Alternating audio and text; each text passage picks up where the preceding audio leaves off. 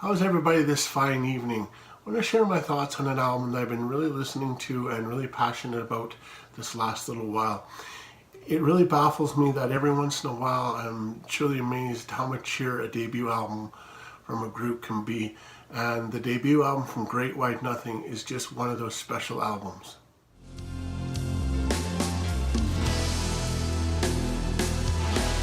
And we writhe helpless in the spider's web, bound in blood, I'm breathing lethal neon.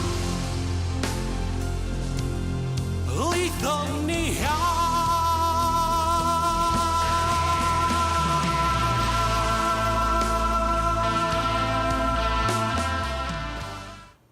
The album was officially released April 5th of 2019 and is an independent release, and it is available from Bandcamp. Now, Great White Nothing is a progressive art rock band hailing from Atlanta, Georgia. They conceived initially as a solo endeavor by bassist and frontman and the principal songwriter Daniel Graham. The project took life on its own with the addition of keyboard Dylan Porper and percussionist Jeff Matthews. And in the summer of 2017, as the group collectively rehearsed, arranged, and ultimately refined Graham's original compositions and visions. And that's what we have as their debut album. Great White Nothing is definitely an unconventional power trio. They have very unique instrumentation, very colorful lyrical imagery, and frequent symphonic elements that you would compare to 70s classic prog rock such as Emerson, Lake and Palmer, and yes, but with a little more accessible melodies, especially on the Emerson, Lake and Palmer front. These songs and lyrics are very emotionally compelling on this album, often spiritual and charged with some very social conscious subject matter throughout. Great White Nothing successfully bridges the gap between respectful nostalgia from the 70s and of the moment's urgency, offering listeners a distinctive, relevant take on the powerful and grandiose sounds that defined one of rock and roll's oddest, boldest, and most polarizing eras of music. I'm thinking back to early to mid 70s. The album opens with a three-piece track called Lethal Neon, which is broken down into A Sinister Glow, No Answers, and The Spider's Web. It is also the first single from the album. It paints a refined picture that shimmers with sundry colors of ELP, Marillion, Yes, and Pink Floyd. Each segment sounds very familiar yet unique. The atmosphere is saturated with stunning keyboards, prominent synths, elegant piano inserts, and a flawless guitar solo at the end. The rhythmic backdrop and haunting vocals really stand out on this track as well.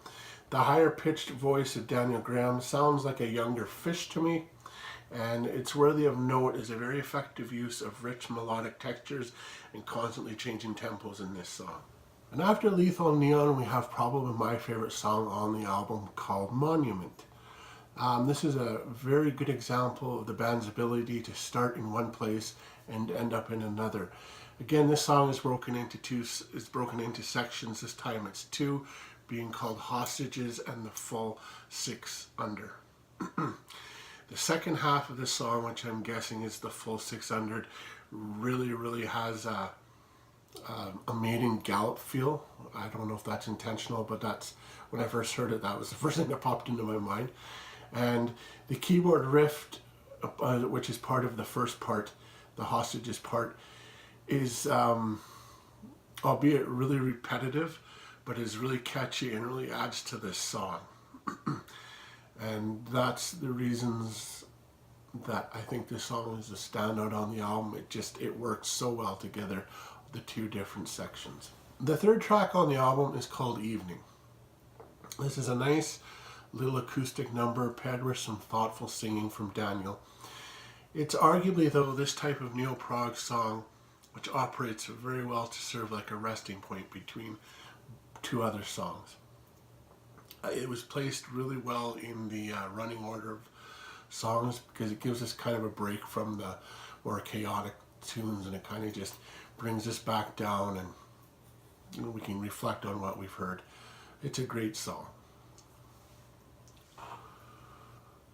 After Evening, we have the fourth song and the title track of the album, The View from Olympus. The whole album concludes in this 17-minute plus epic. It is split into 4 sections. We have the Prelude, we have Midnight Sun, The Gift of Time, and Out of the Flood. And again, we have plenty of amazing ingredients that have been utilized in a very special and exciting manner. The band really follows in footsteps of highly acclaimed progressive rock acts such as Genesis, Sega, Rush, Kansas, IQ, and Marillion. We have a really smart, structured song, and all I have to say is bravo, guys. You really pulled it off on this song. The elements all seem to fit, and it sounds cohesive, and it sounds like it was meant to be. The album. My final thoughts on the album is this is a very rewarding listening experience in which every member shines individually and collectively as a group. The sequence of the songs make this an easy and exciting listening adventure from beginning to end. The mix and the production are powerful and are very clear. It just sounds fun, it's entertaining, and it's very memorable as well. Moreover, the album is a powerful reminder of what progressive music can be. And it's one of the best independent releases I've heard this year.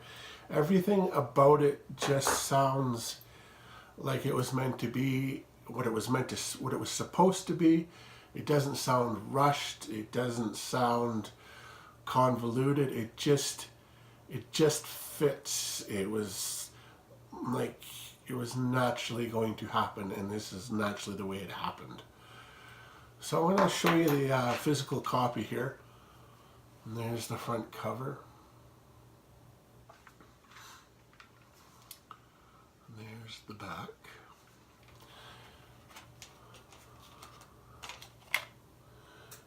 And then we have the CD, and we have the lyrics and credits on this side.